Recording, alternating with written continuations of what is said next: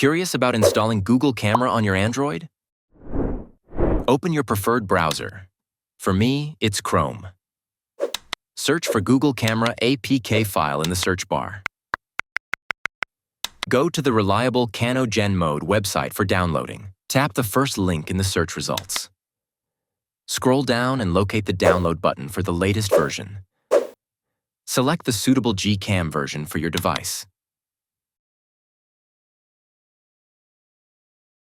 Tap Download and wait for it to finish downloading. Open the downloaded file using the Files app. Install the app via your launcher by following prompts. Grant permission to install from unknown sources if needed. Tap Install again to proceed with the installation.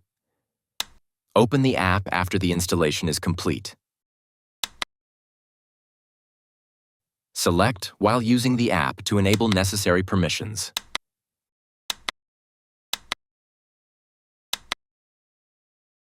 Tap Done to start using Google Camera.